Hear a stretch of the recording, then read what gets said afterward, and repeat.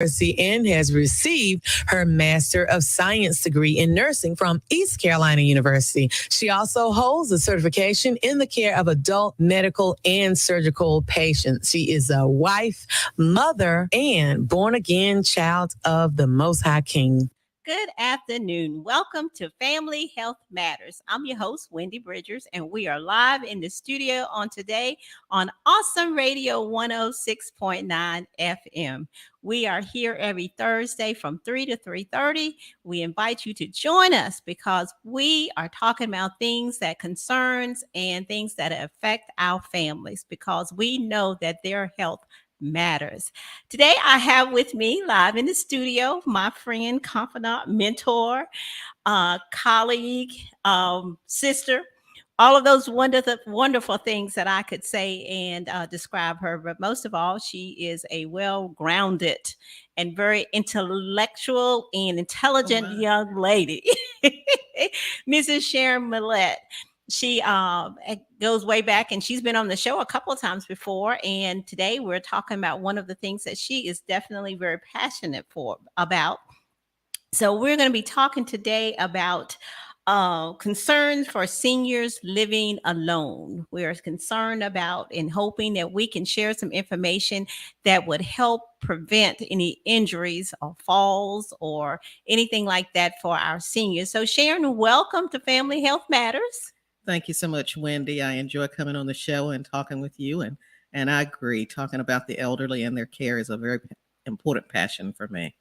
Great. And I know that you are helping to take care. You are a care provider for your mom. And I often think about how the Lord has blessed you all to have her still present with you. And Yes. Even in spite of everything, when I think about her, I think about that she has a purpose.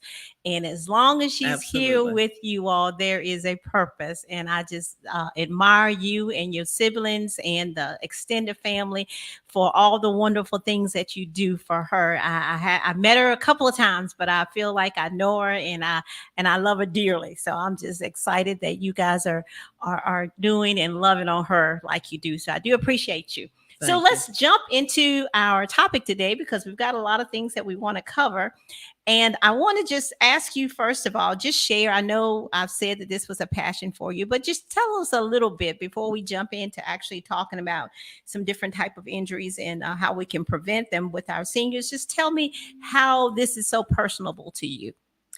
Well, I think it's most personal because I've joined the ranks of the seniors. So it becomes important to practice what I preach. But I think one of the things, certainly in working with my mom, we've had to care for her for several years now and to put in place several safety measures to keep her protected as much as possible. In that time period, my siblings and I have all reached that lucky age of 62 to 65 that we consider to be a senior citizen. And so it becomes more important then to participate in safety for ourselves. The better we take care of ourselves, the more likely we're able to help to serve her. As you know, Wendy, even though we turn elderly or older adult at around 62, it is men have a shorter life expectancy. They live to be somewhere around 74, 75, and women about 80. And so between that 65 and 80 time frame, there are several changes occurring in our body that are natural changes, common changes that occur with people that make us more at risk for injury. Yes. And so that's why I think this is a good time that we'll be talking about this. And I just want to put out here that just in case anybody that's out there listening, either on Facebook or on YouTube or and definitely on the radio, and you want to call in, there is a call-in number, 252-756-2008. So if you want to call in and ask Mrs. Mallette any particular questions or any concerns, or you want to share any of your advice with us and think that it will be helpful to our listeners, we welcome you to do so. Again, the number is 252-756-2008. Okay, so thank you, Sharon, for that introduction to lead us into our conversation for today. So tell us, What are some of the common injuries that you may find or we may hear about with our seniors? And I'm speaking today for the well seniors for the most part, Okay. not necessarily those seniors that are debilitated. And so, for the well seniors, we are at risk for falls. We are more prone to be involved in fire accidents, likely in our kitchen, depending on how we have protected and preserved that area.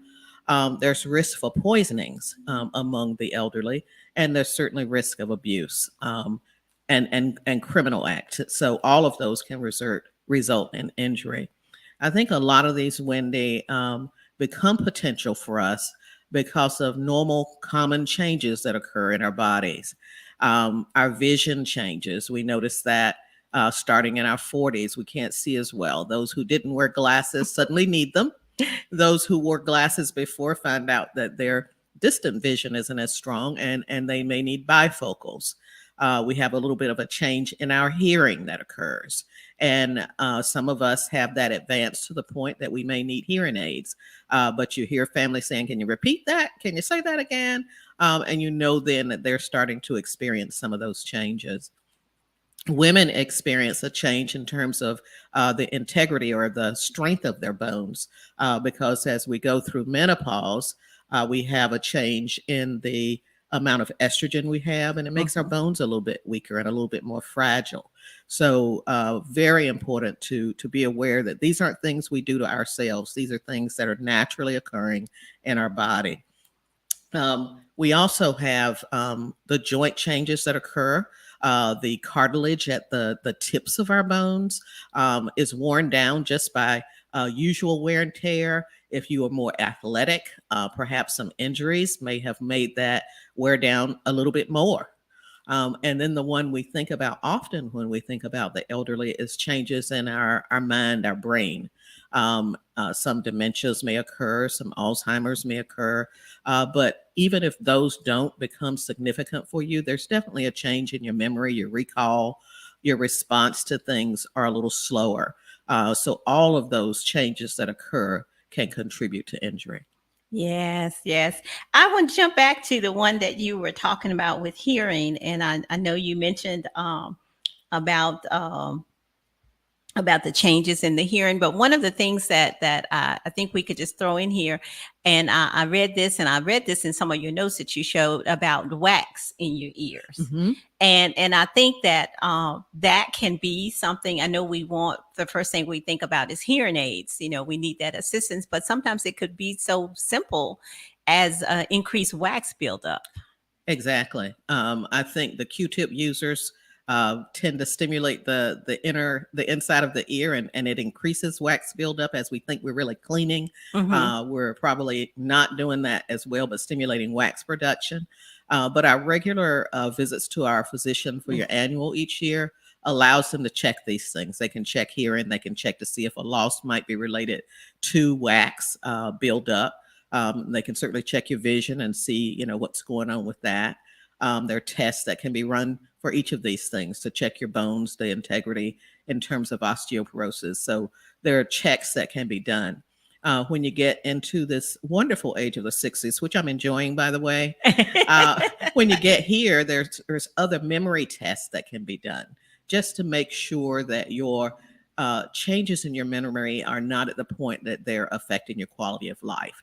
So with all of these, as they change differently in people. Right. But once they reach this stage of affecting quality of life, that's when we want to intervene, respond to it as quickly as possible. Absolutely, absolutely.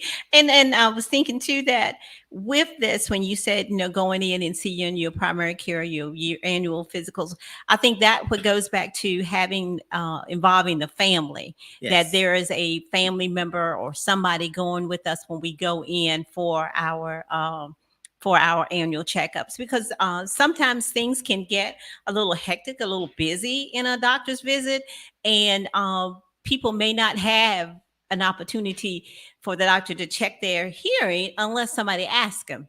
Are you going to look at my mom's ear? Are you going to look at my grandmother's ears? And just out of, just conversation, that can be just as simple to find out that problem with grandma, whoever it is waxes in there, not necessarily that they need a hearing aid. But and I was just thinking about that, the importance of having somebody to go with you when you actually go in for those doctor's visits or nurse visits, or when you go see your primary care provider. I completely agree. And I think the sooner that happens, the easier it is to be a peer type relationship. If you wait until the person is getting more debilitated, they're a little more resistant. So having it be like a peer experience with an older child, or a spouse coming with you to make sure that they're hearing what you need. But as I talked about, the change in your response time as a typical change that occurs with brain function, a younger person can remember what you wanted to ask, and make sure that your questions are asked. So I think having someone go with you just as a buddy is a wonderful thing, if only for the history part, to make sure all the information gets out there. I recall going with my grandmother to one of her exams. I just happened to be visiting, and I sat there when he did the history and talked to her about her nutrition intake. And she gave him a really glowing report of the breakfast she had eaten. And I was with her for breakfast, and she didn't eat any of that. And he thought that was wonderful. But I was able to say, well, that was great, except what she actually ate was, or she didn't eat at all. And so some of that, because they really want to make the doctor proud of them, and they may not share so clearly information that helps make good decisions for them. Absolutely. That's a good point. That's a really good point. And I like the way what you said about starting off going as a buddy. Yeah. Because senior, well, I was start saying senior, but now you make me want to say we. But we want to remain independent. Yes. And we want to feel that we can handle it and that we've got all the answers. So I think starting that process, and that's part of safety, because you want to make sure that the information that's given to the provider is accurate information, so that they can decide as far as what you need medication wise, that all of those medications are going to be safe for your family to take or to continue with. So starting as a buddy and not necessarily going in and saying, I'm going to go in and take over. And I like the part when you said that you allowed your grandmother to offer her information. So we have to make sure that we don't go in, if we do is consider that buddy person to go in, and we don't take over the conversation. Right. And the provider doesn't end up just talking to you and not to them, because they have to be present as well. Exactly. Okay, so we talked. You mentioned about the joints in the hearing and the vision. So what about? Do you think sometimes that seniors deny sometimes when we do the glasses? I'm glad you asked that question, because I think we can easily deny, because it is not something that we automatically expect. We haven't been old before. So a lot of these things to us are new. The safest thing is to respond to what's happening to you. If your partner or friend, for example, needs more lighting in the room, that seems like extreme lighting, then that's not just them needing more lighting. That's obviously a change in their vision. Right. And if they're asking you to talk louder, so you can prompt family members based on those kinds of responses.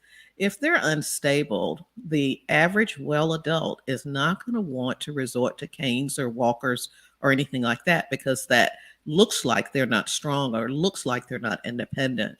But the safest thing to do is to find out which assistive device works best for you to keep you able-bodied and to keep you moving. So I think that we do have a lot of pride. And it's very difficult to admit where we are in our station in life. But the sooner we do it and the quicker we get on board with support, the better we will be. There's all kinds of physical and occupational therapies that can help us enhance our skill set when we start to have these changes. And so the sooner we admit to ourselves the changes that are occurring, the sooner we can respond to it. And so on feeding off of that, then how do, if we're offering this to our listeners, And if they have a family member or a loved one or a senior that's sort of denying these things, what kind of any recommendations that you can help share with them to encourage mama or somebody to use a walker? How do you present that to them? As you said earlier, that they, denial and presence or how it looks is their pride is very important. So what could you offer really quickly that may would help somebody to help their senior adjust to saying that they may actually need the walker? Walker or cane. I think you can certainly decorate one and make it pretty hot for them, so they'll be excited to use it. But I think also to have them in the presence of other seniors who are using those and who are thriving with that. I really like the senior daycares and the senior citizens activities that occur in Pitt County. And I would encourage people to go because they'll see active, well people using what they need to be able to continue to get around. And it's not an admission of age because they're younger people who sometimes need them as well. Absolutely. So I would say if they don't like the way it looks, find them a nice decorated one that they might like. And then certainly let them be in the presence of others who are their age and using such devices so they can feel continually empowered by that. Okay, good. So empower them. Good. Okay, so we have talked about some things that we can hopefully, prevent and some changes that may occur. So what can we do to increase the safety measures that we have in place? What are some things I think that we can first do? of all, starting with recognizing the problems, or should I say the changes in your body that are resulting in that. You recognize that and then respond to them as they occur. I started wearing glasses at about 42 because the words were getting smaller on the page and I needed to be able to read them. That was not something that I particularly expected to do, but was studying for big exam at the time and I needed to be able to see. So I got readers and I used them, and I was never going to wear glasses that I had to wear all day. But eventually my sight reached that point, and I had to embrace each stage. I can still see. Being able to see allows me to move around and do what I need to do safely. You guys can trust that when I'm driving, I can see you. So I think, just recognizing these changes as changes that are natural and changes that we can embrace with a response that leaves us independent for as long as possible. And I, for one, certainly want to be independent as long as possible. Yeah, that's important. That's important. So embracing our change. Yes. And that, the saying that, if you're still having changes, you're still having pain, you're still having things going on, that means that you're still alive. You're still so living. That's a good thing. So what else can we do to our homes to help with safety? Well, I never thought years ago about home safety, particularly related to anything other than fire alarms. I felt that if you had those and checked those every October, that pretty much that was the issue that people needed to be concerned about. With fires being one of those areas where elderly are often injured, then you certainly do want to keep those fire alarms in place.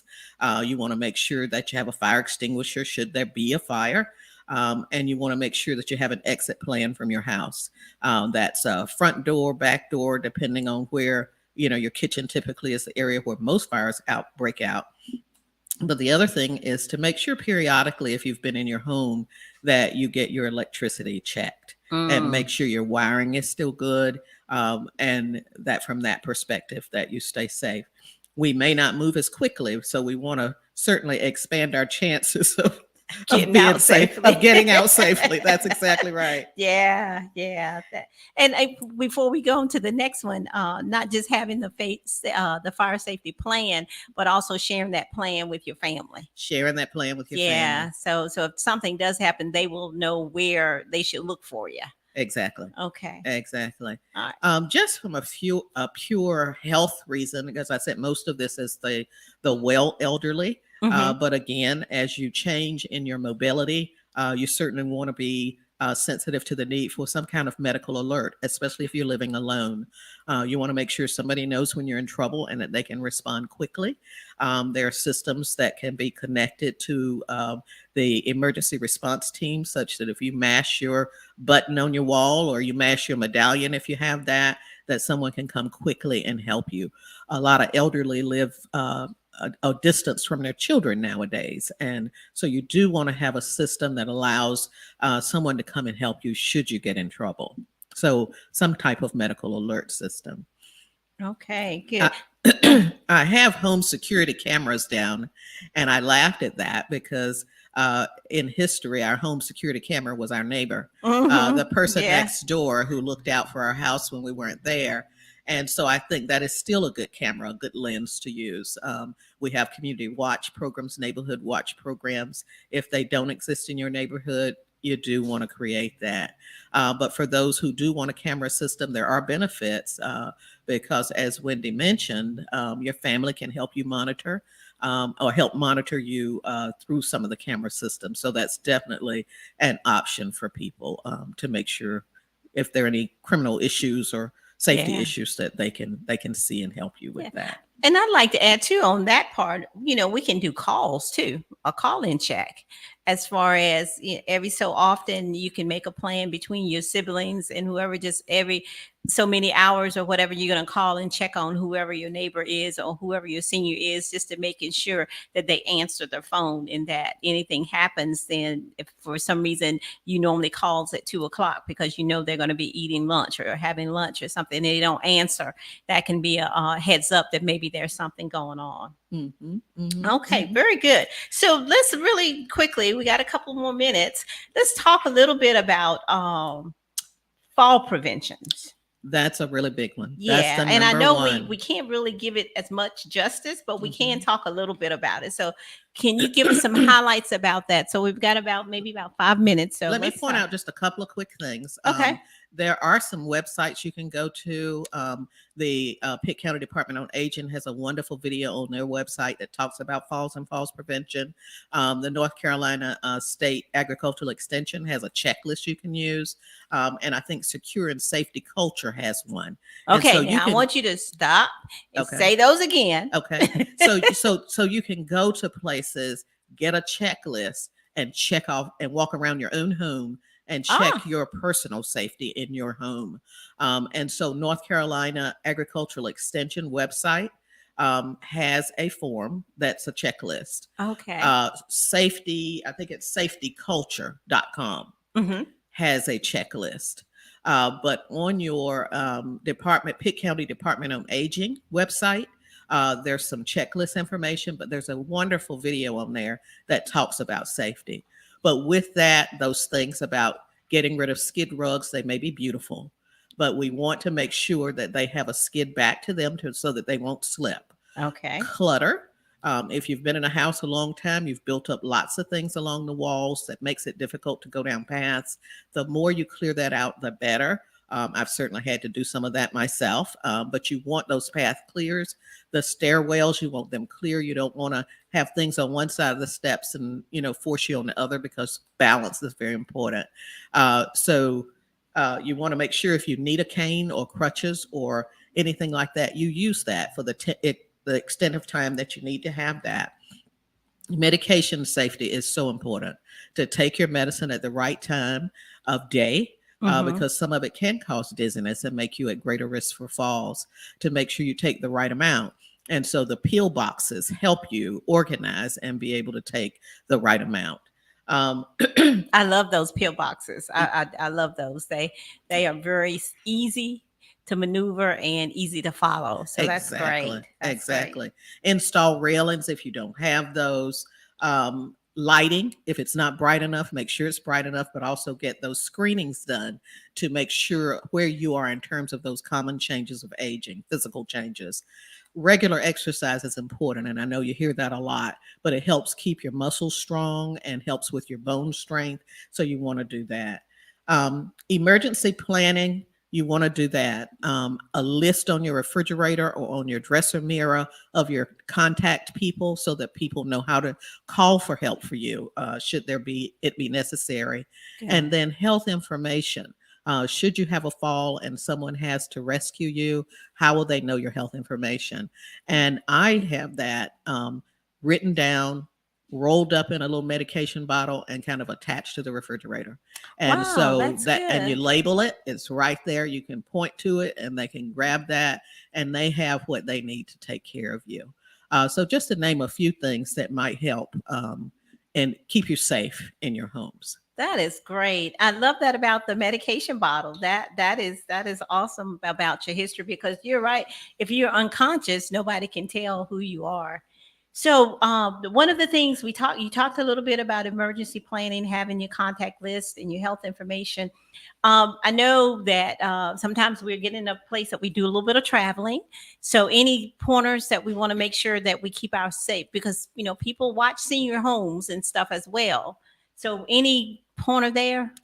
Yes, I think that one of the things you'll notice when you're out walking in your neighborhood is a collection of newspapers in a driveway, and you know right away that person isn't home. Right. So if you're expecting packages, I think you can get someone to pick those up, check your mail.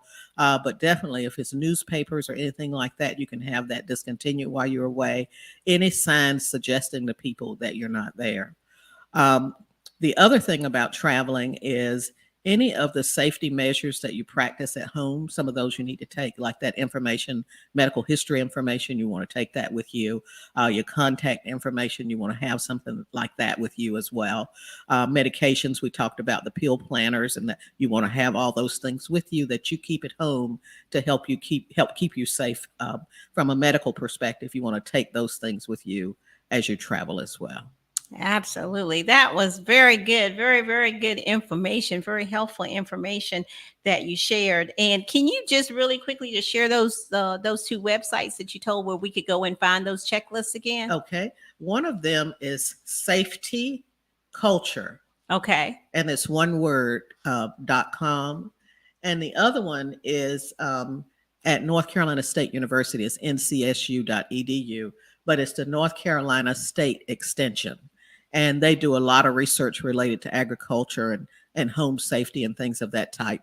But both of them have forms that you can download and do like little checklists of for safety factors in your home. Okay, great. Thank you, Mrs. Mallette, for that wonderful information that you have Great. shared. Time has flown by. It's a lot of information that you can talk about, but I think we did cover the highlights, and I hope this has been helpful to our audience on today, sharing that information, because it is imperative that we take care of each other, and as we grow older, that we embrace growing older. Absolutely. And embrace the changes that occur. And just know that we're all better for it, and we're full of wisdom, and we're full of knowledge, and that, our families are there to help support us. And that's why we share this information, so that our families out there can glean from these segments and find things that can help them better care for their loved ones. And as we say, family health matters. The health of our families matter. And again, I am your host, Wendy Bridgers. I have with me today in studio, Mrs. Sharon Mallette, and we appreciate you joining us. We ask that you join us next Thursday from 3 to 3:30 on Family Health Matters here on Awesome Radio 106.9 FM. Again, we are here every Thursday, and we look forward to seeing you. Join us again next Thursday from 3 to 3:30 on Family Health Matters, because we do believe the health of our families are very important, and it matters. Thank you again for joining us. Thank you again, Keep Sharon. your radio locked right here where you have it, 106.9 Awesome Radio. Funeral